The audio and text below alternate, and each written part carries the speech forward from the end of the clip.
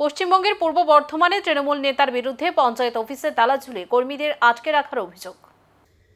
পঞ্চায়েত অফিসে তালা ঝুলিয়ে কর্মীদের আটকে রাখার অভিযোগ তৃণমূল সভাপতির বিরুদ্ধে। চাঞ্চল্য এলাকায়।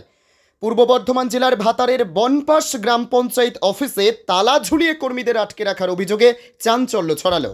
অভিযোগের তীর সরাসরি বনপাস অঞ্চল তৃণমূল কংগ্রেস সভাপতি শান্তিরাম মণ্ডল ও তার অনুগামীদের দিকে।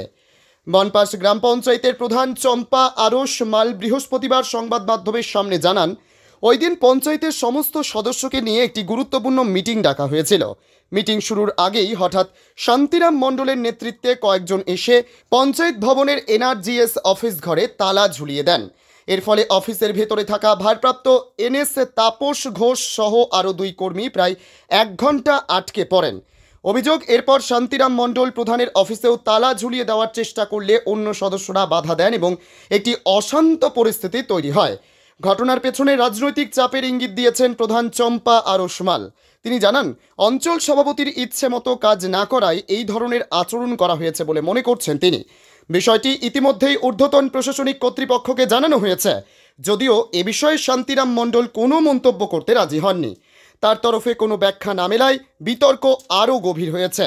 পঞ্চায়েত অফিসে এমন ঘটনায় রীতিমতো উত্তেজনা ছড়িয়ে পড়ে গোটা এলাকায়। আমাদের একটা মিটিং ছিল আজকে, আমাদের এমনি বডি মিটিং ছিল, একটা বডি মিটিংটা হয়েছে।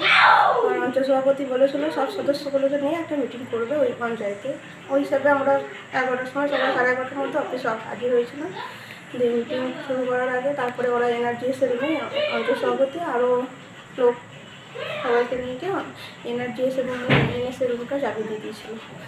আমার রুমেও চাবি দিতে এসেছিলো, কিছু সদস্য চাবি দিতে দেয়নি। কারণের জন্য হচ্ছিল সেটা অঞ্চল সভাপতি জানে কারণটা কি।